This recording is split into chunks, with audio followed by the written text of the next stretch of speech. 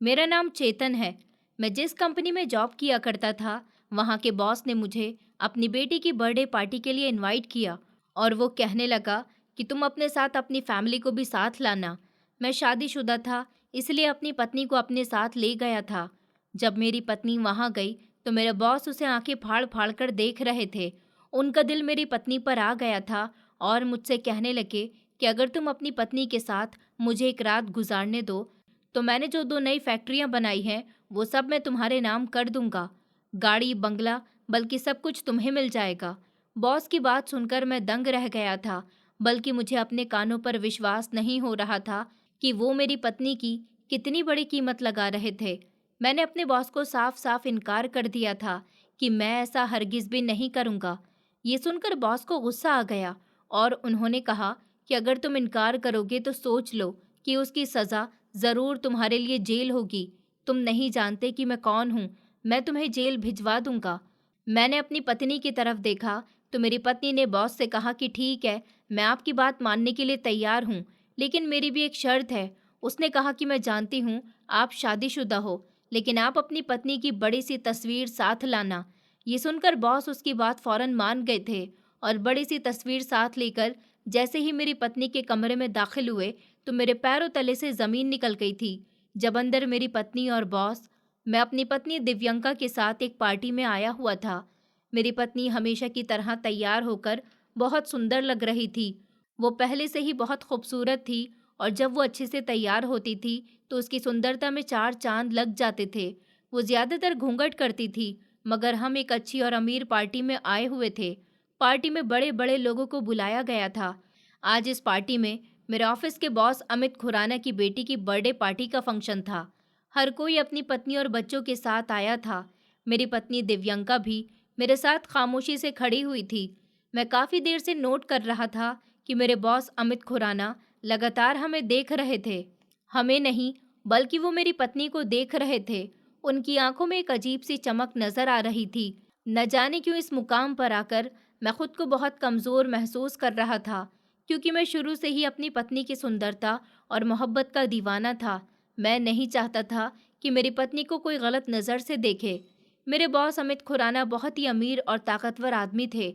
न जाने क्यों आज उनकी नज़र मेरी पत्नी पर ठहर गई थी। शायद मेरी पत्नी भी महसूस कर चुकी थी कि उसे कोई अजीब नज़रों से देख रहा है। उसने मेरे हाथ में अपने दोनों हाथ डाल दिए और कहने लगी कि चलो चेतन, वहाँ जाकर बैठते हैं। उसने मेरे चेहरे की सख्ती को महसूस कर लिया था। मैंने हाँ में सर हिला दिया था, मगर मेरी नज़र अभी भी अमित खुराना पर ही थी, जो अब कहीं दूर बैठे हुए थे, मगर अपनी नज़रों से लगातार मेरी पत्नी को कैद किए हुए थे। रात इसी तरह कटी, मगर मेरे दिल में एक बेनाम सा बोझ उतर चुका था। मुझे कुछ भी अच्छा नहीं लग रहा था। हम घर वापस आ गए थे। दिव्यंका चेंज करने के बाद सो गई थी, मगर मेरी आंखों से नींद जैसे गायब हो चुकी थी। बार बार वही लम्हा मेरे दिमाग में आ जाता था। अमित खुराना की नज़र, उसका चेहरा, उसकी मुस्कुराहट, सब कुछ मेरी आंखों के सामने घूम रहा था। अगली सुबह जब मैं ऑफिस पहुंचा, तो पीए ने कहा कि सर, बॉस ने आपको अपने केबिन में बुलाया है। ये सुनकर मेरे कदम अचानक रुक गए थे। दिल जैसे सीने में जोर जोर से धड़कने लगा था। अमित खुराना का केबिन हमेशा से ही शानदार लगता था, मगर आज वो कमरा मुझे किसी पिंजरे की तरह लग रहा था। मैं जैसे ही उनके कैबिन में दाखिल हुआ, तो वो मुझे देखकर मुस्कुरा रहे थे, जैसे कोई खेल शुरू करने वाले हैं। उन्होंने मुझे देखकर कहा कि बैठो चेतन। उनकी आवाज़ में बड़ी नरमी थी, मगर वो नरमी दिखावे की नरमी लग रही थी। मैं खामोशी से सामने रखी कुर्सी पर बैठ गया था। उन्होंने सिगरेट जलाई और मेरी आंखों में झांककर कहने लगे, चेतन, तुम बहुत ही मेहनती हो और हमारी कंपनी के लिए हमेशा वफादार रहे हो। तुम जैसा काबिल एम्प्लॉय शायद हमारी कंपनी में और कोई भी नहीं है। मैंने हल्की आवाज़ में कहा कि थैंक यू सर। वो हंसने लगे और कहने लगे कि मैं तुम्हारी फैमिली से कल मिला था। मुझे तुम्हारी वाइफ बहुत अच्छी लगी है, बड़ी ही सुंदर है और समझदार भी लगती है। उनकी बात सुनकर मेरा दिल डूबने लगा था। मैं कुछ नहीं बोला था। अचानक वो झुक गए। उन्होंने टेबल पर दोनों हाथ रख दिए और मेरी तरफ देखते हुए कहने लगे कि चेतन, आज मैं तुमसे बहुत इम्पोर्टेंट बात करना चाहता हूँ। दरअसल मैं तुम्हें एक ऐसी ऑफ़र देना चाहता हूँ जिसकी वजह से तुम्हारी पूरी ज़िंदगी बदल जाएगी। एक ऐसी ऑफ़र जो तुम्हें ज़मीन से अर्श तक पहुँचा देगी। उनकी बात सुनकर मैं खामोश रहा था। मुझे उनकी बात समझ नहीं आई थी। पहले उन्होंने एक गहरी सांस ली और फिर मेरी तरफ देखते हुए कहने लगे, अगर तुम 2 रातों के लिए, सिर्फ 2 रातें अपनी सुंदर पत्नी मेरे साथ गुजारने के लिए दे दोगे, तो मेरा एक पुणे वाला प्लॉट और नई गाड़ी वो मैं तुम्हारे नाम कर दूंगा। उनकी बात सुनकर तो जैसे मेरे शरीर में बिजली सी दौड़ गई हो। मैं कुछ नहीं सुनना चाहता था, मगर शब्द मेरे कानों में जहर की तरह टपक रहे थे। मेरे होठ कांप रहे थे, मगर आवाज़ बेजान हो चुकी थी। मैं बिल्कुल खामोश था। तभी अमित खुराना ने कहा कि तुम बहुत ही समझदार हो चेतन। तुम जानते हो कि ये दुनिया कैसे चलती है। सिर्फ 2 रातों की ही तो बात है। तुम्हारी पत्नी जैसे तुम्हारी है, वैसी ही हमेशा तुम्हारी रहेगी। मैं तुमसे तुम्हारी पत्नी छीन नहीं रहा हूँ, बस 2 रातें उसके साथ बिताना चाहता हूँ। इससे तुम्हें बहुत फ़ायदा होगा, तुम्हारी ज़िंदगी संवर जाएगी। उसने सिगरेट मुंह में लेते हुए कहा था, जैसे कुछ खास नहीं कहा। उसके लिए ये बात बहुत मामूली थी, मगर उसकी बात सुनकर मेरी आंखों के सामने अंधेरा छा गया था। मुझे लगा कि जैसे मैं कुर्सी से नीचे गिर जाऊंगा, मगर मैं बैठा रहा था, बिल्कुल खामोश। आगे उसने कहा कि चेतन, सोच लो और जल्दी फैसला कर दो, वरना मौका तुम्हारे हाथ से निकल जाएगा। उसने कागज़ टेबल पर रखा, जिस पर प्लॉट और गाड़ी की डिटेल्स लिखी हुई थी। मैंने धीरे से कहा कि सर, मुझे टाइम चाहिए सोचने के लिए। उसने नज़रें मिलाईं और कहने लगा कि ठीक है, जितना चाहे उतना टाइम ले लो, मगर जल्दी करो, मुझसे और सब्र नहीं होता। मैं उठा, मेरे पैर भारी हो चुके थे, मगर किसी तरह केबिन से बाहर निकल आया था। सारा दिन इसी तरह से गुजार दिया था, जैसे मैं किसी धुएं में लिपटा हुआ हूँ। शाम को जब मैं घर वापस आया, तो मेरी पत्नी दिव्यांका ने दरवाज़ा खोला था। उसके चेहरे पर रोज़ की तरह मामूली सी मुस्कुराहट थी, मगर आज मैं उसकी मुस्कुराहट को देखने के काबिल नहीं था। उसने नरमी से पूछा, क्या हुआ चेतन, आज आप बड़े खामोश लग रहे हो, वरना हर दिन तो आप मुस्कुराते हुए घर के अंदर दाखिल होते हो। उसकी आवाज़ अब फिक्रमंद हो चुकी थी। मैं दीवार से टेक लगाकर खड़ा रहा था। मेरी आंखों में आंसू भर चुके थे। मैंने कहा, दिव्यांका, मुझे तुमसे कुछ कहना है। मेरी आवाज़ कांप रही थी। उसने कहा, चेतन, तुम्हारी आंखों में आंसू? बताओ ना, मुझे क्या बात है? तुम तो मुझे डरा रहे हो। वो पास आई और मेरी आंखों में देखने लगी। मैंने नज़रें झुका ली थी और सब कुछ कह दिया था, एक एक शब्द, एक एक जहर। जब मैंने अपनी पत्नी के सामने वो सब कुछ रखा, तो मेरे हाथ पसीने से भीगे हुए थे और गाल जैसे सूख चुका था। वो मेरे सामने ही बैठ गई थी, खामोश, नज़रें झुकी हुई, और चेहरे पर एक ऐसी सीरियसनेस थी जो पहले कभी नहीं देखी थी। फिर अचानक उसने नज़र उठाई और उसकी आंखें लाल हो गई थीं। उसकी आंखों में आंसू नहीं थे, बल्कि एक अजीब सी सख्ती थी। उसने कहा कि ठीक है, अगर तुम्हारा बॉस यही चाहता है, तो मैं तैयार हूँ इस काम के लिए, मगर इतनी आसानी से नहीं। मेरी एक शर्त है, उसने धीमी आवाज़ में कहा था। उसकी बात सुनकर मेरे दिल की धड़कन जैसे रुक गई थी। मैं झुककर उसकी तरफ देखने लगा, जैसे उसके शब्द दोबारा सुनना चाहता हूँ। मैंने हकलाते हुए कहा, क्या क्या मतलब है तुम्हारा? मेरी आवाज़ कमज़ोर हो चुकी थी। उसने कहा कि हाँ चेतन, मैं तैयार हूँ अमित खुराना के उस फार्म हाउस में जाने के लिए, लेकिन मेरी एक शर्त है। मैं उसकी बात सुनकर सीधा होकर बैठ गया था। कई सारे सवाल दौड़ने लगे थे। कैसी शर्त? मैंने हिचकिचाते हुए पूछा।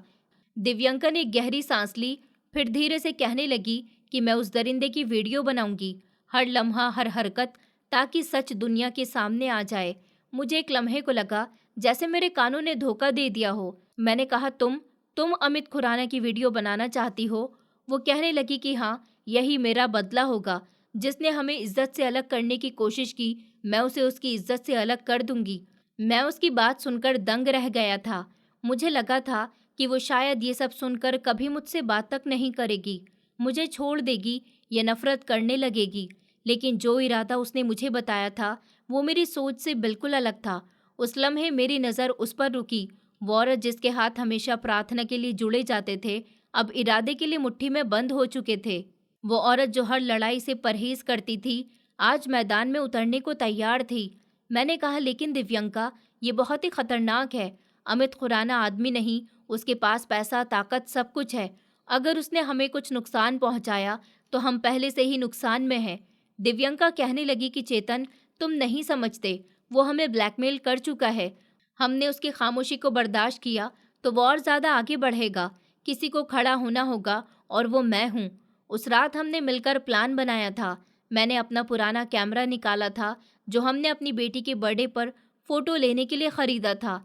दिव्यंका ने अपने कजिन आरुष से कांटेक्ट किया जो मीडिया के लिए इन्वेस्टिगेटर रिपोर्ट्स बनाता था। वो बहुत ही भरोसेमंद इंसान था और दिव्यंका के सीक्रेट को सीक्रेट रख सकता था।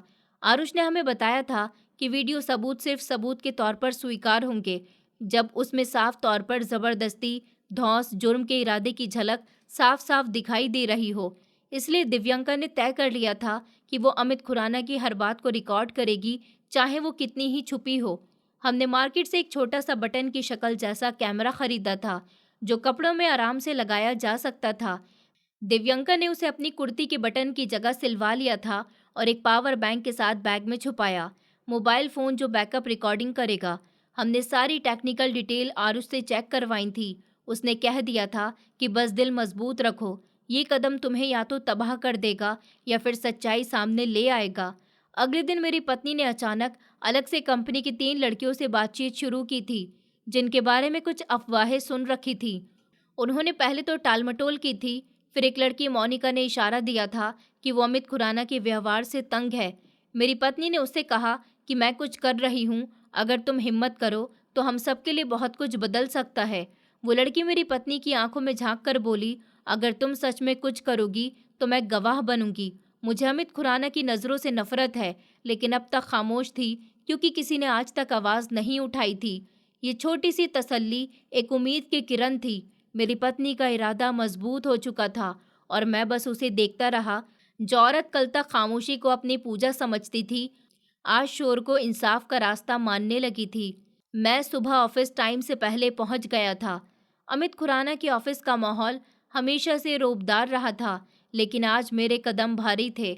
एक अजीब सी घबराहट मेरे शरीर में फैल चुकी थी। मैं दरवाजे के बाहर खड़ा सोच रहा था कि क्या सच में ये सब करने जा रहा हूँ। कल रात मेरी पत्नी की तैयारी पूरी हो चुकी थी।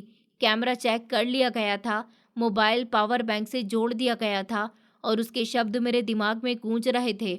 अगर हम ये कदम नहीं उठाएंगे तो कल को हमारी बेटी को भी यही झेलना पड़ेगा। मैंने दरवाज़ा खटखटाया। अंदर से आवाज़ आई, आओ। अमित खुराना सोफे पर बैठा हुआ सिगरेट सुलगा रहा था और उसके चेहरे पर वही कॉन्फिडेंस था जैसे शिकारी शिकार के करीब आ चुका हो। मैंने गुड मॉर्निंग कहा और खामोशी से कुर्सी पर बैठ गया था। मेरी नज़र टेबल पर पड़ी फाइलों पर थी, मगर दिमाग मेरी पत्नी की आंखों में छुपी हुई तैयारी पर था। उसने धुआं छोड़ते हुए कहा, तो फिर क्या सोचा तुमने?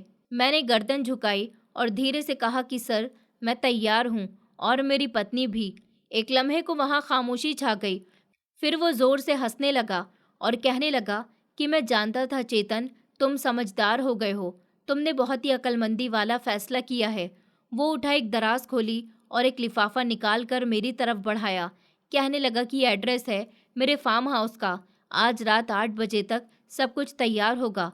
तुम फिक्र मत करो, तुम्हारी पत्नी को कोई परेशानी नहीं होगी। मैंने लिफाफा लिया, बिना खोले और खामोशी से सर हिला दिया। मेरे दिल के अंदर कुछ टूट रहा था, मगर चेहरे पर एक ज़बरदस्ती की मुस्कुराहट सजाए बैठा था। उसने कहा, चेतन, तुम्हें अंदाज़ा नहीं है कि तुम्हारी ज़िंदगी कितनी बदलने वाली है। एक प्लॉट, एक गाड़ी और वो सब कुछ जो तुमने सपनों में भी नहीं सोचा होगा। अब वो मेरे कंधे पर हाथ रख चुका था, जैसे किसी मेहरबान इंसान की तरह मुझे शाबाशी दे रहा हो। मैंने नज़रें उसके चेहरे से हटाईं और उठकर खड़ा हो गया था। मैंने कहा, थैंक यू सर। मैं अभी पलटने ही वाला था, उसने मुझे आवाज़ दी, चेतन। वो रुका और कहने लगा, किसी से ये बात शेयर मत करना, ये सिर्फ हमारे बीच रहनी चाहिए। मैंने कहा, जी सर। उसके बाद मैं उसके केबिन से निकल आया था और अपनी पत्नी को एक मैसेज कर दिया था कि काम हो गया है, आज रात तैयार रहना। मेरी पत्नी ने जवाब दिया कि सब रिकॉर्डिंग के लिए तैयार है, बैटरी चार्ज है। मैं सीधा अपने दोस्त धवन के पास गया जो एक छोटा इलेक्ट्रॉनिक स्टोर पर काम करता था। मैंने उसे चुपके से 2 वायरलेस ऑडियो रिकॉर्डर लिए। एक दिव्यंका के दुपट्टे में सेट होना था, दूसरा बैग के अंदर। मैंने सावधानी से उसे इस्तेमाल किया और दोबारा सीखा, क्योंकि इस बार गलती की कोई गुंजाइश नहीं थी।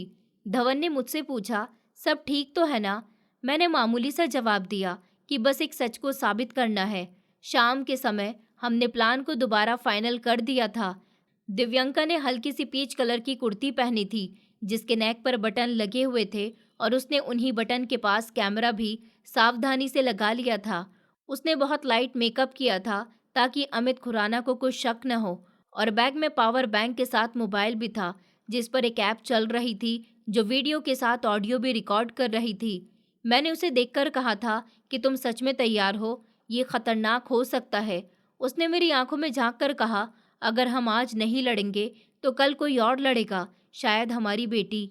मैं ये बोझ उस पर नहीं छोड़ना चाहती। रात के 8 बजे से पहले ही अंधेरा सारा आसमान निगल चुका था। मैं अपनी पत्नी को फार्म हाउस के करीब छोड़कर घर लौट आया था, मगर दिल कहीं वहीं अटका हुआ था। घर के कमरे की दीवारें जैसे और भी ज्यादा तंग होती जा रही थी। घड़ी की सुइयां सुस्त चल रही थी और हर आवाज जैसे खतरे की घंटी लग रही थी। मैंने लाइट बंद कर दी थी, सिर्फ मोबाइल का टिमटिमाता हुआ स्क्रीन था जिस पर आरुष की तरफ से वीडियो लाइव फीड आ रहा था। आवाज बंद थी मगर नज़ारे सब कुछ कह रहे थे। दिव्यंका फार्म हाउस के अंदर दाखिल हो चुकी थी। सामने का नज़ारा साफ नजर आ रहा था। एक कैमरा उसके दुपट्टे के किनारे पर लगा हुआ था। कैमरे ने हर चीज को कैद किया हुआ था। अमित खुराना के चेहरे पर वही घमंड, सुकून, वही बिगड़े हुए रईसों वाला कॉन्फिडेंस, और उसके कदम धीरे धीरे मेरी पत्नी की तरफ बढ़ रहे थे। मैं ये सब देखकर पसीने से भीग चुका था। मैंने दिल ही दिल में दिव्यंका के लिए प्रार्थना की थी और अपनी आंखें बंद कर ली थी और ऊपर वाले से सिर्फ इतना कहा था कि बस उसे सलामत रखना। फिर आरुष की तरफ से एक मैसेज आया। उसने कहा कि सारी रिकॉर्डिंग ठीक जा रही है, घबराना मत। मैंने जवाब दिया कि भगवान ऐसा ही करे, अमित खुराना उसे कोई नुकसान नहीं पहुंचाए। लगभग 15 मिनट तक सब कुछ खामोश रहा था। फिर अचानक उसका फोन आया। उसने कहा, दिव्यंका बाहर निकल चुकी है, गाड़ी कहाँ है तुम्हारी? मैं तेजी से घर से निकला और गाड़ी स्टार्ट करके फार्म हाउस की तरफ दौड़ाई। 10 मिनट के बाद एक वीरान सड़क पर मुझे मेरी पत्नी दिखाई दी थी। उसके चेहरे पर हल्की सी थकन थी मगर आंखों में एक ऐसी चमक थी जो किसी जीत की होती है। मैंने गाड़ी रोकी। वो खामोशी से आकर बैठ गई थी। कुछ लम्हे हम दोनों ने एक दूसरे की तरफ नहीं देखा था। फिर उसने धीरे से कहा कि सब कुछ रिकॉर्ड हो गया है। वो थप्पड़, वो चीख, वो बेइज्जती, सब कुछ। मैंने कुछ कहने की कोशिश की मगर मेरे शब्दों ने साथ नहीं दिया था। गाड़ी स्टार्ट की और हम वापस घर की तरफ चल दिए थे। घर पहुंचते ही मेरी पत्नी ने सबसे पहले अपने बैग से मोबाइल निकाला और पावर बैंक से अलग किया और आरुष को वीडियो भेजने लगी।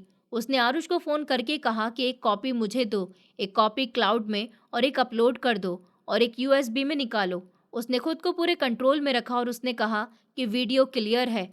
अमित खुराना का चेहरा भी साफ नजर आ रहा है और उसके शब्द भी साफ सुनाई दे रहे हैं।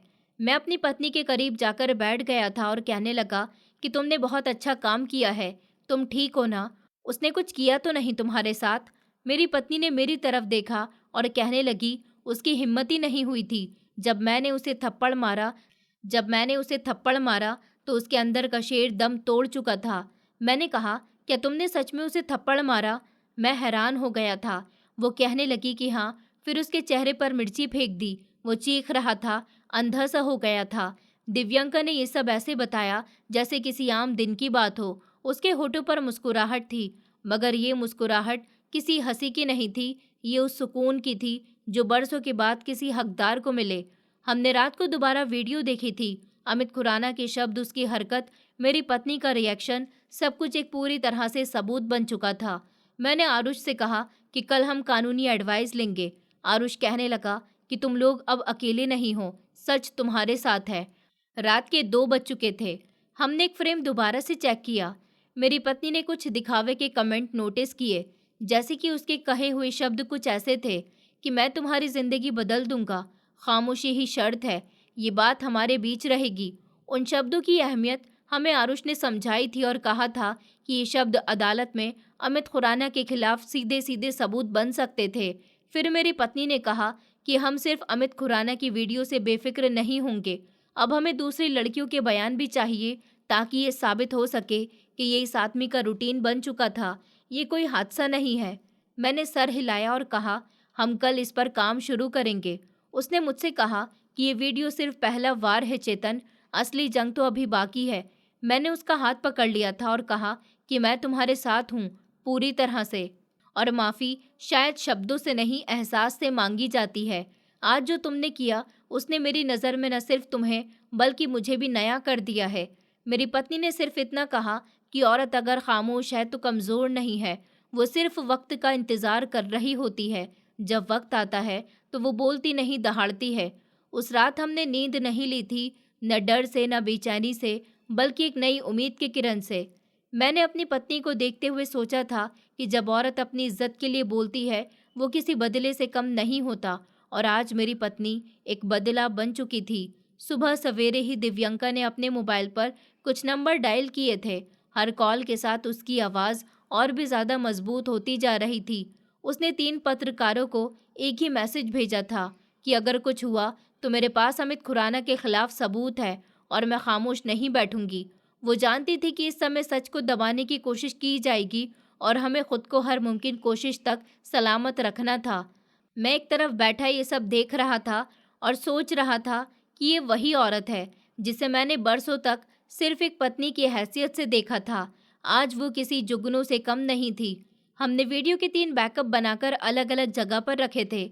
एक यूएसबी में जो दिव्यंका ने अपने भाई को दे दी थी, दूसरा और उसके पास, और तीसरा हमने क्लाउड अकाउंट में अपलोड कर दिया था जिसका पासवर्ड सिर्फ मेरे और दिव्यंका के पास था।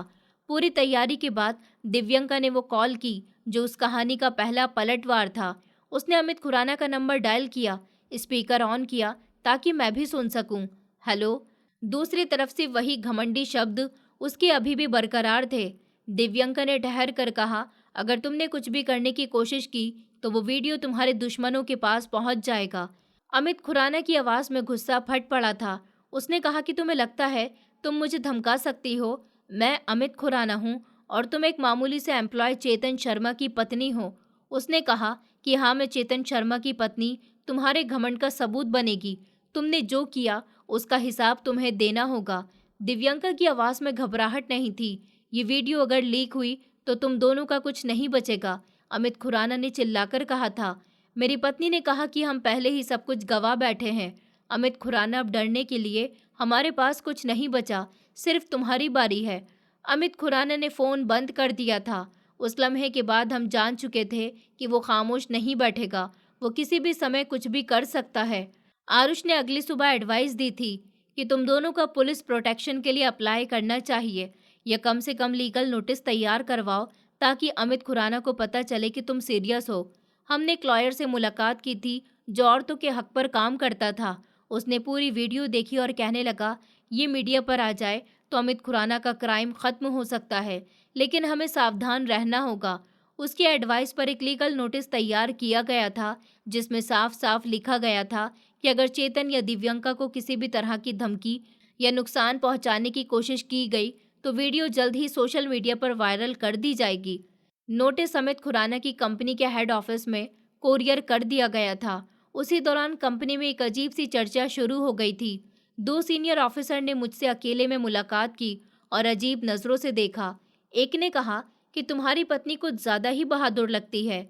मैंने उसकी बात पर बुरा सा मुंह बना दिया था मगर कुछ नहीं बोला था। दिव्यंका ने पहले ही कह दिया था कि हमारी जुबानों पर ताला तब तक है जब तक हमारे पास हिफाजत की जमानत हो। 2 दिन के बाद हमें एक अननोन नंबर से कॉल आई थी। ये अमित खुराना का आदमी था। उसने कहा, बॉस तुम्हें सिर्फ समझाना चाहते हैं कि ये वीडियो अगर देखी गई तो तुम्हारी बेटी का स्कूल, तुम्हारे भाई की नौकरी, सब कुछ खत्म हो सकता है। दिव्यंका ने वो कॉल भी रिकॉर्ड की थी। हमने जल्द ही वकील के पास वो रिकॉर्डिंग भेज दी थी जिसने कहा अब हमें पुलिस में शिकायत भी करनी होगी क्योंकि धमकी दी गई है। पुलिस स्टेशन जाना होगा। हमारे लिए आसान नहीं था। हमने हर रास्ते पर देखा, हर नंबर पर गौर किया था। पुलिस स्टेशन में मौजूद ऑफिसर ने वीडियो का एक मामूली सा हिस्सा देखकर कहा कि हाँ, है तो सीरियस मामला, हम इंक्वायरी दर्ज कर लेते हैं। अब हमें अमित खुराना की तरफ से किसी बड़ी चाल की उम्मीद थी और वो चाल 2 दिन के बाद आ गई थी। अचानक मेरे मोबाइल पर कंपनी से कॉल आई थी, चेतन, तुम्हारी परफॉर्मेंस पर सवाल उठाया गया है। मैनेजमेंट चाहती है कि तुम 2 हफ्तों के लिए लीव पर चले जाओ।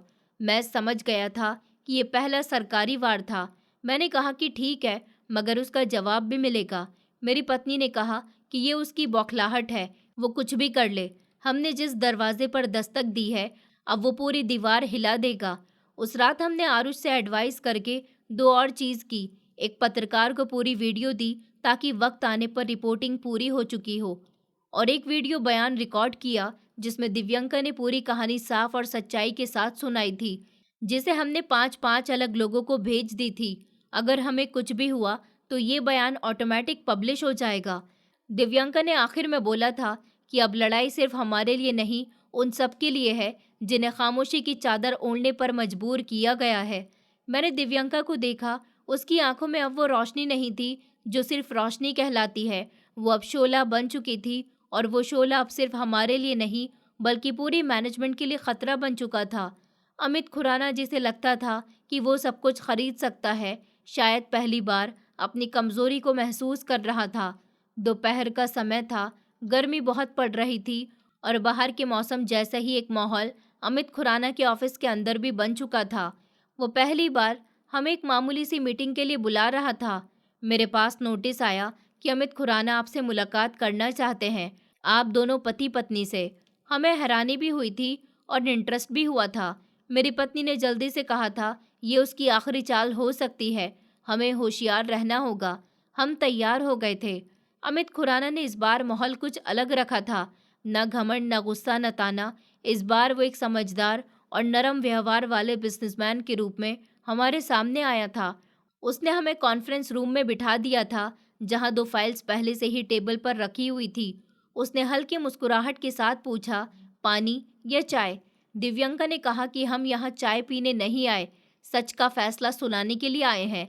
मैंने दिव्यंका की तरफ देखा और फिर दोबारा टेबल पर रखे कागजात की तरफ देखा।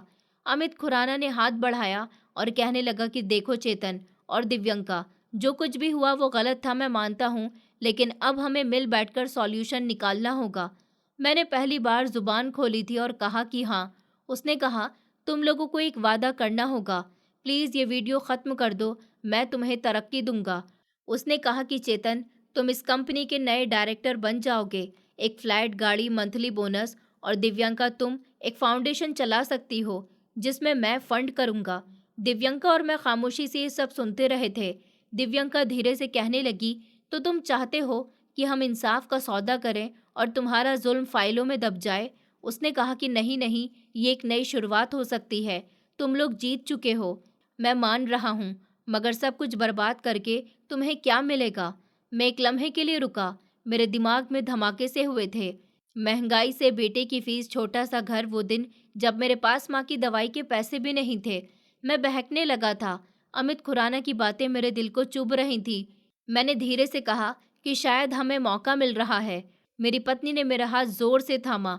उसकी उंगलियों की मजबूती में जो ताकत थी, उसने मेरे दिल की कपकपाहट को ख़त्म कर दिया था। मैंने कहा कि हमें इंसाफ चाहिए, सौदा नहीं। हमने ये सफ़र खुद को बेचने के लिए नहीं किया, अपने मन को जिंदा रखने के लिए शुरू किया था। मैंने उसकी आंखों में देखकर पहली बार बिना किसी झिझक के फैसला किया था, मैं उस औरत के साथ खड़ा हूँ जिसकी सोच वक्त से आगे है। मैंने अमित खुराना की तरफ देखा और कहा, हमें तुम्हारी ऑफर मंजूर नहीं है, हम सच का रास्ता नहीं छोड़ेंगे। अमित खुराना की मुस्कुराहट धीरे धीरे चेहरे से मिटने लगी थी। उसने गहरी सांस ली, फाइल बंद की और धीमे शब्दों में बोला, सोच लो, दुनिया तुम्हारे साथ नहीं खड़ी होगी। जब तुम ये वीडियो जारी करोगे, लोग 2 दिन शोर मचाएंगे, फिर सब कुछ भूल जाएंगे, मगर मेरी ऑफर मानने से तुम्हारी जिंदगियां हमेशा के लिए बदल जाएंगी और नहीं मानने से बर्बाद भी हो जाएंगी। मेरी पत्नी ने कहा कि हमने फैसला बहुत पहले कर लिया था, अब सिर्फ उस पर ध्यान देना बाकी है। तुम्हें लगता है हम भी वैसे ही बुज़दिल लोग हैं जैसे तुमने सबको बना रखा था? अमित खुराना ने जोर से टेबल पर हाथ मारा और कहने लगा, तुम दोनों अपने अंजाम के खुद जिम्मेदार रहोगे। हम खामोशी से उठे और बाहर निकल आए थे। कंपनी के रास्ते में कई नजरें हमारे पीछे थी, मगर इस बार हमें कोई फर्क नहीं पड़ा था। बाहर जाकर हमने एक दूसरे को देखा था। दिव्यंका ने कहा था कि उसने खुद मान लिया कि वो हार चुका है, अब सिर्फ कानून का दरवाज़ा खटखटाना बाकी है। अगले दिन हमने लीगल केस फाइल करने की सारी इम्पोर्टेंट फॉर्मेलिटी पूरी कर दी थी। वकील ने वीडियो को सबूत के तौर पर सील कर दिया था। सारे कॉल रिकॉर्ड्स, मैसेज और अमित खुराना की ऑफिस की मुलाकात के नोटिस शामिल किए गए थे। हमने एफआईआर दर्ज करवाई थी और प्रेस को एक मामूली सा बयान भी भेज दिया था। हमने अमित खुराना के खिलाफ केस दायर कर दिया था। हमारे पास बहुत सबूत मौजूद हैं। पत्रकार आरुष ने बताया था कि एक न्यूज़ चैनल वीडियो को चलाने के लिए तैयार है, मगर उनकी शर्त ये है कि कानूनी कार्यवाही शुरू हो जाए ताकि वो बैकअप में रहें। दिव्यंका ने कहा कि जैसे ही हमारी एफआईआर रजिस्टर होगी, वो दिन न्यूज़ चैनल पर हमारा दिन होगा। 3 दिन के अंदर कंपनी में हलचल मच गई थी। एचआर ने हमें दोबारा नोटिस भेजे थे। एक में कहा गया था कि हमारी ये हरकतें कंपनी को नुकसान पहुंचा रही हैं। दूसरे में कहा गया था कि इंक्वायरी शुरू हो चुकी है। हमने उन नोटिस को भी अपने वकील को भेज दिया था। उन्होंने कहा था कि ये सब तुम्हें प्रेशर में लाने की कोशिश है। डरो मत, कदम पीछे मत हटाना। उस रात मैंने दिव्यंका के साथ चाय पीते हुए कहा था कि जब तुमने मेरा हाथ थामा था, शायद वो मेरी जिंदगी का सबसे कीमती लम्हा था।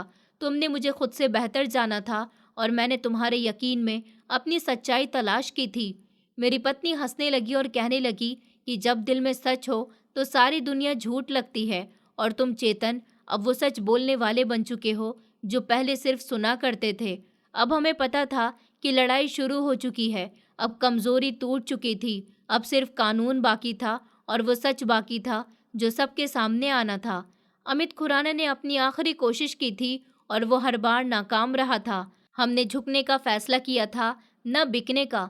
अदालत में केस की कार्यवाही से पहले दिव्यंका ने एक नई जंग की शुरुआत की थी। उसने कहा था कि ये लड़ाई सिर्फ हमारी नहीं है, उन सब लड़कियों की है जो खामोशी में दफन और फिर वो कंपनी की कुछ ऐसी नौकरी करने वाली लड़कियां थी जिससे वो बात करने लगी थी। उसका तरीका बहुत ही अच्छा था, न जज्बाती था। वो बस सच्चाई के साथ एक खामोश वक्त की तरह हर लड़की के पास जाकर कहती थी कि अगर तुमने कुछ बर्दाश्त किया है तो तुम अकेली नहीं हो। पहली मुलाकात उसने मोनिका से की थी, जो कंपनी के फ्रंट डेस्क पर काम करती थी। दिव्यंका ने कैंटीन में बैठकर धीमी आवाज में पूछा था, मोनिका, कभी अमित खुराना ने तुम्हें कुछ ऐसा महसूस करवाया जो मामूली से हटकर हो? मोनिका कुछ देर खामोश रही, फिर आंखों में आंसू लाकर कहने लगी कि मैडम, उसने कई बार इशारे किए थे। चाय के बहाने से मुझे अपने केबिन में बुलाता था और जब मैं मना करती थी तो नाइट शिफ्ट में तबादला करवा देता था।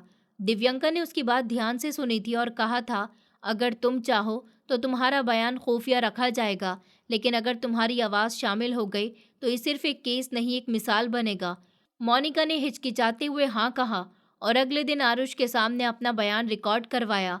इसके बाद दिव्यंका ने एक और लड़की रोशनी से बात की, जो अकाउंट्स डिपार्टमेंट में थी। रोशनी एक समझदार और कंपनी में पुरानी काम करने वाली लड़की थी।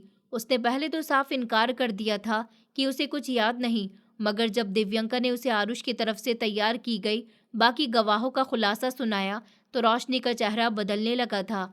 उसने कहा कि मुझे लगा था कि शायद ये सब मेरे ही साथ हुआ है और मैंने कभी किसी को इस बारे में नहीं बताया। उस दिन जब मैं प्रमोशन के लिए गई थी तो उन्होंने कहा था कि काम से ज़्यादा चेहरे की मुस्कुराहट भी ज़रूरी होती है। इतना बताते हुए उसकी आंखों में बरसों की कठिनाई उतर आई थी। हमने रोशनी का बयान भी रिकॉर्ड कर लिया था। इसके बाद जैसे दरवाजे खुलने लगे थे, 3 फिर 5 और फिर 7 लड़कियों ने अपने बयान रिकॉर्ड करवाए थे। हर एक की कहानी अलग थी, मगर कैरेक्टर एक ही था, अमित खुराना। कोई लड़की उसके हाथ की छुअन से परेशान थी तो कोई उसकी नज़रों से और कोई उसकी धमकी से जो प्रमोशन के बदले मिलती थी। मैं रोज़ ऑफिस जाता था और दिव्यंका शाम को उन लड़कियों से मुलाकात करती थी। मेरी पत्नी का अंदाज लाचारों जैसा नहीं था, बल्कि वो कॉन्फिडेंस लेडी की तरह सामने वाले की बात सुनती थी और उनका भरोसा जीतती थी और उन्हें अपनी तरफ शामिल करती थी। एक दिन मेरी पत्नी ने मुझसे कहा कि ये सब खामोश गवाह हैं चेतन, इन्हें जुबान देना हमारी जिम्मेदारी है। अमित खुराना के खिलाफ हमारा केस अब पर्सनल नहीं रहा था, ये एक जंग की गवाही बनता जा रहा था।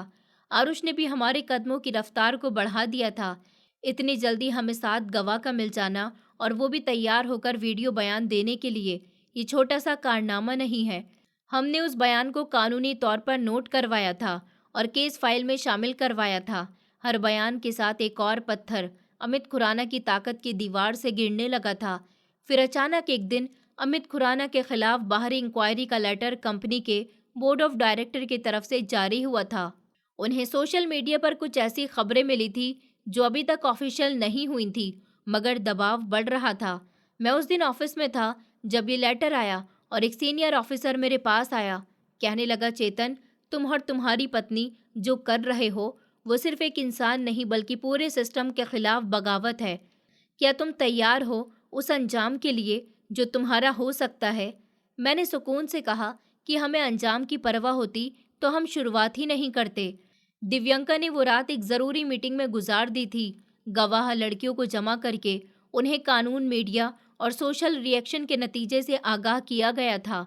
उसने उन्हें समझाया था कि सच बोलने का मतलब हमेशा अदालत ही कामयाबी नहीं होता, लेकिन ये मन की जीत से ज़रूरी होती है। इस मीटिंग में एक जवान लड़की नम्रता, जो कंपनी में इंटर्न थी, उसने सबके सामने खड़े होकर कहा था कि मैंने भी अमित खुराना को अपने साथ बदतमीजी करते हुए देखा है, लेकिन मैं खामोश रही थी क्योंकि मुझे लगा था कि किसी को कोई फर्क नहीं पड़ेगा। आज आप लोगों को देखकर लगता है कि फर्क पड़ता है। नम्रता का बयान बहुत ही कीमती था क्योंकि वो नई नस्ल की लड़की थी और उसके सामने ही ये बदलाव आ रहे थे। आरुष ने अगले दिन हमें कहा कि हम अब ये डॉक्यूमेंट्री तैयार कर सकते हैं जिसमें तुम दोनों का पर्सनल इंटरव्यू होगा और ये वीडियो भी शामिल की जाएगी। ये वीडियो न्यूज़ चैनल पर चलेगी और पूरे शहर में हलचल मचा देगी। हम राजी हो गए थे और रिकॉर्डिंग का सिलसिला शुरू हुआ था।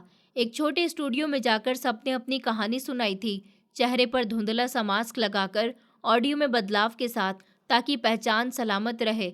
ये उन सब का फैसला था और हमने उनकी इज्जत की थी। मैं हर दिन अपनी पत्नी को देखकर हैरान होता था कि वो औरत जो कभी घर से बाहर नहीं निकलती थी, अब लोगों को आवाज़ दे रही थी।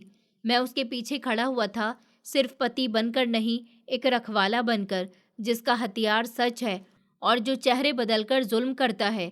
अब सच के कदम आगे बढ़ने लगे थे और अमित खुराना के कदमों तले ज़मीन खिसकने लगी थी। अब ये सिर्फ एक वीडियो का मुकदमा नहीं रहा था, बल्कि वो आवाज़ बोलने लगी थी जो बरसों से दबी हुई थी। और ये शोर एक मर्द के खिलाफ नहीं, बल्कि पूरी खामोशी के खिलाफ था। हमने कई दिनों तक स्टूडियो में डॉक्यूमेंट्री की एडिटिंग देखी थी। हर गवाह का बयान, हर एक लम्हे पर एक सबूत था। दिव्या का इंटरव्यू मामूली था, जो वो धीमे शब्दों में बोल रही थी, मगर उसके शब्दों में कॉन्फिडेंस था। उसने कहा कि ये सिर्फ मेरी प्रॉब्लम नहीं थी, ये एक सिस्टम की प्रॉब्लम है। अगर आज हम खामोश रहे तो कल को कोई और दिव्यंका भी खामोश रहेगी। मैंने वो वीडियो कई बार देखी थी। मेरा दिल हर बार कुछ कांप जाता था, कुछ जगता था। रिलीज से एक दिन पहले ही आरुष ने हमें बुलाया था और कहा था कि ये रात आराम से गुजार लो, कल को तूफान आएगा। हर चैनल पर, हर सोशल मीडिया प्लेटफॉर्म पर इस वीडियो को उठाया जाएगा। तुम लोग खुद को तैयार रखो। मेरा दिल हर बार कुछ कांप जाता था। रिलीज से एक दिन पहले ही आरुष ने हमें बुलाया था और कहा था कि ये रात आराम से गुजार लो, कल को तूफान आएगा। हर चैनल, हर सोशल मीडिया प्लेटफॉर्म पर इस वीडियो को उठाएगा। तुम लोग खुद को तैयार रखो। दिव्यंका बेफिक्र थी। उसके चेहरे पर अब वो घबराहट नहीं थी जो कभी मेरी आंखों में होती थी। उसने कहा, अगर सच की कीमत होती है तो मैं अदा करने को तैयार हूँ। अगली सुबह हम जल्दी जाग गए थे। आरुष ने 7 बजे फ़ोन कर दिया था और कहा था कि डॉक्यूमेंट्री रिलीज़ हो चुकी है। अभी सिर्फ सोशल मीडिया पर है, लेकिन टीवी चैनल ने भी शेयर करना शुरू कर दिया है। हमने लैपटॉप को खोला। इंस्टाग्राम पर दिव्यंका की वीडियो के क्लिप वायरल हो रहे थे। फेसबुक पर लोगों के कमेंट्स की भरमार थी। टीवी ऑन किया तो एक न्यूज़ चैनल बोल रहा था कि आज हम आपको एक ऐसी कहानी दिखाएंगे जिसने पूरे शहर को हिलाकर रख दिया है। अमित खुराना, एक ऐसा नाम जो हमारे शहर का सबसे फेमस नाम हुआ करता था, आज कटघरे में खड़ा है। स्क्रीन पर दिव्यंका की फोटो आई और फिर वो लम्हा जब उसने वीडियो रिकॉर्डिंग में अमित खुराना को रोका था। उसके शब्द, उसका अंदाज, सब कुछ साफ दिखाई दे रहा था। मेरे दिल की धड़कनें तेज हो गई थी। मैंने दिव्यंका का हाथ थाम लिया था। उसने मुस्कुराकर मेरी तरफ देखा और कहा, ये सब कुछ तुम्हारी वजह से मुमकिन हुआ है। उसने कहा कि नहीं चेतन, ये सब उन सब की वजह से मुमकिन हुआ है जो बरसों से खामोश थे, अब बोलने लगे हैं। उसका जवाब सिंपल था, मगर उसमें पूरे समाज का आईना था। हमने न्यूज़ चैनल बदलकर अलग स्टेशंस देखे। सबके पास एक ही टॉप स्टोरी थी। रिपोर्टर्स कंपनी के बाहर खड़े थे, माइक हाथ में लिए, और कह रहे थे कि हम इस समय खुराना इंटरनेशनल कंस्ट्रक्शंस के हेड ऑफिस के बाहर मौजूद हैं, जहां अमित खुराना पर इल्ज़ाम की गूंज सुनाई दे रही है। कंपनी का रिएक्शन आया कि हम इस हादसे की पूरी इंक्वायरी के लिए एक नोटिस जारी कर रहे हैं, मगर इल्ज़ाम सच्चे साबित हुए तो अमित खुराना को पूरी तरह से रद्द कर दिया जाएगा। उसी दौरान दिव्यंका के फ़ोन पर एक मैसेज आया। वो नम्रता थी, इंटर्न नम्रता, जिसने पहले सच बोलने से डर महसूस किया था, अब लिख रही थी कि मैडम, मैंने भी अपने इंस्टा पर सच लिख दिया है। जो आपने किया है वो हमें ताकत दे रहा है। दिव्यंका ने मुझे फ़ोन दिखाया था और वो कहने लगी कि यही असली बदलाव है चेतन, कि अब लोग डर नहीं रहे हैं। दोपहर को हमारे पास आरुष आया, हमारे साथ बैठा, लैपटॉप खोला और दिखाया कि पहले 6 घंटे में डॉक्यूमेंट्री को 35 मिलियन व्यूज़ मिल चुके हैं। कमेंट्स हज़ारों में हैं और सब सच के साथ खड़े हैं। उस दौरान हमें एक और कॉल आई थी, एक फेमस एनजीओ की तरफ से। उन्होंने कहा था कि हम आपको सपोर्ट करना चाहते हैं। दिव्यंका जी को हमारे साथ पैनल पर इनविटेशन देना चाहते हैं। मेरी पत्नी ने इनकार नहीं किया था, मगर कह दिया था कि अभी हम केस पर ध्यान दे रहे हैं, मीडिया की बात बाद में होगी। फिर अचानक आरुष ने टीवी की आवाज़ ऊंची कर दी थी और कहने लगा, ये सुनो। एक पत्रकार बोल रहा था कि हमें पता चला है कि कंपनी के अंदर और भी लड़कियों ने अंदरूनी शिकायत की अपील की है और वो भी अमित खुराना के खिलाफ है। मैंने अपनी पत्नी की तरफ देखा था और कहा था कि ये तुम्हारी मेहनत का असर है। तुमने सिर्फ एक केस नहीं खोला, एक दरवाज़ा खोला है। शाम तक हर जगह एक ही चर्चा थी। मेरी पत्नी की वीडियो क्लिप, पोस्ट, कॉलम्स और वीडियो, वो हर चीज़ का हिस्सा बन गई थी। कुछ लोग मजाक उड़ाने की भी कोशिश कर रहे थे, मगर वो आवाज़ कम थी और उनका सामना करने वाला कोई नहीं था।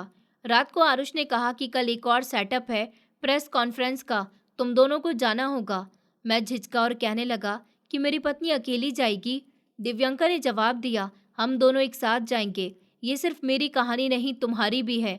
हमने तैयारी शुरू कर दी थी और कहा था, ये वो लम्हा है जब सच की गूंज ताकतवरों के किले हिला देती है। उस रात सोने से पहले मैंने अपनी पत्नी से कहा था कि तुमने मुझे सच के साथ चलना सिखाया है। मैं कभी सोच भी नहीं सकता था कि एक दिन हम इस मुकाम पर होंगे। मेरी पत्नी ने रोशनी बंद करके जवाब दिया था, सच हमेशा मौजूद होता है चेतन, बस समय लगता है उसे पहचानने में। मैंने खामोशी से उसके हाथ को पकड़ लिया था और पहली बार ऐसा महसूस किया था जैसे मेरा वजूद एक बड़े काम का हिस्सा है और एक मकसद का। सच की गूंज अब सिर्फ आवाज़ नहीं रही थी, वो एक कहानी बन चुकी थी। डॉक्यूमेंट्री के रिलीज होने के तीसरे दिन कंपनी के अंदर एक हलचल सी हो गई थी।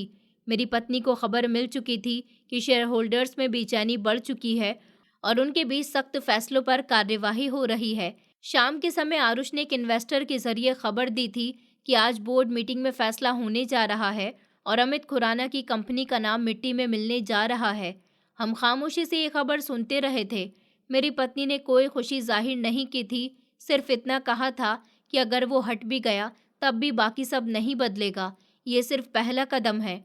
अगले दिन सुबह 10:30 बजे कंपनी की तरफ से ऑफिशियल बयान जारी किया गया था कि खुराना इंटरनेशनल कंस्ट्रक्शन ने अमित खुराना को उनके पद से बर्खास्त कर दिया है। जब तक अंदरूनी इंक्वायरी पूरी नहीं होती, ये ऐलान टीवी और सोशल मीडिया पर एक बम की तरह गिरा था। सारे न्यूज़ चैनल ने अपनी बड़ी खबर के तौर पर ये खबर चलाई थी। कुछ घंटे के बाद पुलिस ने कंपनी के हेड ऑफिस पहुंचकर अमित खुराना के कमरे को सील कर दिया था। हम दोनों ये नज़ारा टीवी पर देख रहे थे। रिपोर्टर्स बाहर खड़े सवाल कर रहे थे, क्या खुराना इंटरनेशनल जैसी बड़ी कंपनी में सच में इतना सब कुछ होता आ रहा है और कोई जानता भी नहीं था। पुलिस की इन्वेस्टिगेशन शुरू हो चुकी थी। 2 दिन के अंदर 3 लड़कियों ने अलग अलग पुलिस स्टेशन में एफआईआर दर्ज करवाई थी। उनमें से एक मोनिका थी, जिसने हिम्मत करके न सिर्फ बयान दिया था बल्कि अपना नाम भी जाहिर किया था। दूसरी रोशनी थी, जिसने खुफिया तौर पर अपना बयान रिकॉर्ड करवाया था और बाकी लड़कियों ने अदालत के ऑफिसर के सामने बयान दिए थे। अमित खुराना, जो कल तक मीडिया पर अपनी कामयाबी की दास्तानें सुनाता था, आज अदालत में पेशी के दौरान अपना चेहरा छुपाकर खड़ा हुआ था। रिपोर्टर चीख रहे थे कि सर, क्या आप बेगुनाह हैं? क्या आपने सच में लड़कियों को हैरेस किया? मगर वो खामोश रहा था, सर झुकाकर खड़ा हुआ था। अदालत में कार्यवाही के तौर पर उसे 5 दिन के लिए पुलिस रिमांड पर दे दिया था। इस सब के बाद हमारे घर के बाहर मोहल्ले वालों की नज़रें बदल चुकी थी। जहां पहले लोग नज़रें चुरा लेते थे, अब वो इज्जत से हमें देखते थे। गार्ड ने दरवाज़ा खोलते हुए कहा कि मैडम जी, आप जैसी बहादुर औरत हमने आज तक नहीं देखी है। दिव्यंका ने सिर्फ एक मुस्कुराहट दी थी। ऑफिस में मेरे कलीग्स ने मुझे घेर लिया था। एक ने कहा था कि हमें आइडिया नहीं था कि तुम दोनों इतना बड़ा कदम उठा लोगे। मैंने सिर्फ इतना कहा था कि ये कदम हमने नहीं उठाया है, सच ने उठवाया है। मेरी पत्नी ने घर आकर वो सारे लेटर्स और रिपोर्ट्स निकालनी शुरू कर दी थी जो हम अदालत में जमा करवाने वाले थे। उसने एक फाइल अलग से रखी हुई थी, उसमें वो सारे लेटर्स शामिल थे जो पब्लिक ने उसे लिखे थे, तारीफ, धन्यवाद और हमदर्दी के तौर पर। एक खत में एक बूढ़ी औरत ने लिखा था कि बेटी, मैं 25 साल से अपने पति के जुल्म को छुपाती रही हूँ, क्योंकि मुझे सिखाया गया था कि इज्जत खामोशी में है, मगर तुमने साबित किया है कि इज्जत सच में होती है। ये लेटर मेरी पत्नी की आंखों में आंसू ले आया था। उसने लेटर मेरे हाथ में थमा दिया था और कहने लगी कि हम अकेले नहीं हैं चेतन, लोग हमें देखकर अब खुद को पहचानने लगे हैं। इसी हफ्ते कंपनी के अंदर नौकरी करने वाली लड़कियों के लिए एक अलग से सेफ्टी कमेटी बनाने का ऐलान किया गया था और साथ ही लड़कियों के लिए लीगल सेल भी शामिल कर दी गई थी। कंपनी ने एक लेटर भी जारी किया गया था जिसमें माफ़ी मांगी गई थी, जिसमें स्टाफ की गलतियों पर अफसोस का इजहार किया गया था। दिव्यंका ने बयान पढ़कर बस इतना कहा था कि ये शब्द अगर सच में साबित हो जाए तो शायद आइंदा कोई दिव्यंका बनने पर मजबूर न हो। अदालत में केस ने मजबूत बुनियादें पकड़ ली थी। अमित खुराना का वकील अब सिर्फ अपने तरीके इस्तेमाल कर रहा था। मीडिया की नज़र अभी भी किसी नई सनसनी की तलाश में थी, मगर जो कुछ भी हो चुका था उसकी गूंज लोगों के दिमाग में बाकी थी। ऐसे में मेरी पत्नी ने एक खामोश लेकिन बहुत ही ताकतवर कदम उठाया था। उसने एक एनजीओ की बुनियाद रखी थी जिसका नाम उसने आवाज़ रखा था। एक ऐसा प्लेटफॉर्म जहां वो औरतों और लड़कियां अपनी कहानी जाकर सुना सकें, बिना डरे, बिना शर्मिंदगी के। हम दोनों ने रजिस्ट्रेशन करवाई थी और पहले ऑफिस एक छोटे से फ्लैट में कायम किया था। मैंने कंपनी से इस्तीफा दे दिया था और अब मैं अपनी पत्नी को पूरी तरह से वक्त देने लगा था। वो रोज़ अलग अलग एनजीओ से कांटेक्ट करती थी। सोशल वर्कर्स और कुछ पुराने स्टूडेंट्स जो उसकी बहादुरी से इम्प्रेस हुए थे, वो सब आवाज़ का हिस्सा बनने लगे थे। हमने एक फ्री हेल्पलाइन भी कायम की थी जहां पहले ही हफ्ते में हमें 20 से ज़्यादा कॉल्स आई थी, कुछ सिर्फ सुनने के लिए आई थी। एक दिन जब हम ऑफिस की छोटी सी कॉन्फ्रेंस रूम में बैठे थे, एक जवान लड़की आई। उसने दुपट्टा मजबूती से जकड़ा हुआ था, उसका चेहरा सूजा हुआ था। मेरी पत्नी ने नरमी से कहा कि बैठो बेटी। लड़की ने धीरे से कहा कि मेरा नाम आरती है, मेरे ऑफिस के मैनेजर ने। इतना कहकर वो रुक गई थी। उसकी सांसें फूलने लगी थी, उसकी आवाज़ बंद हो गई थी। मेरी पत्नी ने उसका हाथ थाम लिया था और कहा था कि घबराओ नहीं, हम तुम्हारे साथ हैं, कुछ नहीं होगा, जो कहना चाहती हो खुलकर कहो। आरती ने पूरी हिम्मत जमा करके अपनी कहानी सुनाई।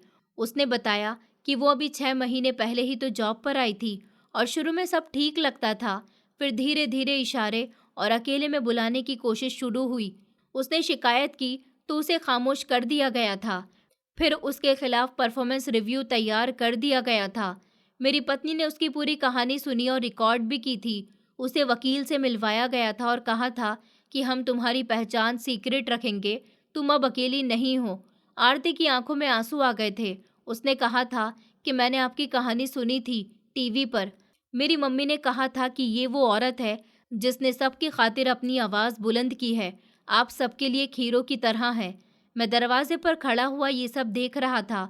मेरी आंखों में आंसू आ गए थे, मगर मैंने चुपचाप दरवाज़ा बंद कर दिया था। इसके बाद हमने एक छोटा सा सेमिनार रखा था जिसमें अलग अलग कॉलेज के स्टूडेंट्स और टीचर्स और सोशल एक्टिविस्ट शामिल हुए थे। मेरी पत्नी स्टेज पर गई थी और कहने लगी कि ये एनजीओ सिर्फ एक शुरुआत नहीं है, ये एक बहुत ही बड़े बदलाव की शुरुआत है। अगर कोई चाहे तो हम उसे सिर्फ कानूनी मदद नहीं बल्कि जज्बाती ताकत भी दे सकते हैं, क्योंकि सबसे बड़ा जख्म वो होता है जो अंदर खामोशी में लगता है, और सबसे बड़ी दवा वो होती है जब कोई कहे कि हम तुम्हारे साथ हैं। उस दिन के बाद आवाज़ एक पहचान बन गई थी। अखबार में उसका जिक्र आने लगा था, लोग डोनेशन देने लगे थे और अलग अलग एनजीओ और ट्रस्ट की ऑफ़र भी आने लगी थी। मेरी पत्नी दिन रात काम करती थी। मैं उसके साथ बैठकर सारे इंतज़ाम और मामलात देखता था, फंड का रिकॉर्ड्स और पॉलिसीज़ पर काम करता था। एक दिन हम दोनों घर जल्दी आ गए थे। मेरी बेटी पिंकी होमवर्क कर रही थी। मैं सोफे पर बैठा था और मेरी पत्नी किचन में चाय बना रही थी। मेरी बेटी अचानक मेरे पास आई, मेरी गोद में बैठ गई और कहने लगी कि पापा, मम्मी हीरो कैसे बनती हैं? टीवी पर लोग कहते हैं कि मम्मी बहुत बहादुर हैं। मैंने हंसकर कहा कि हाँ बेटा, हीरो वो होता है जो दूसरों की मदद करे, सच बोले और किसी से भी ना डरे, और तुम्हारी मम्मी वैसी ही है। मेरी बेटी ने कहा, फिर मैं भी अपनी मम्मी जैसी ही बनूंगी, हीरो। उसी वक्त मेरी पत्नी चाय लेकर आ गई थी और बेटी ने उसकी तरफ देखकर कहा था कि मम्मी, आप हीरो हो। वो ठिठक गई, फिर मुस्कुरा दी और उसकी आंखों में नमी उतर आई थी। मैंने एक कप चाय पकड़ते हुए कहा कि हीरो होता है जो सिर्फ दुश्मन से नहीं, खुद से भी लड़ता है और जीतता है। तुमने मुझे सिखाया है कि हारने से पहले लड़ना जरूरी है। मेरी पत्नी ने मेरी तरफ देखा और हम दोनों खामोशी से बैठ गए थे। बहुत कुछ कहा जा चुका था, बाकी सब खामोशी में छुप गया था।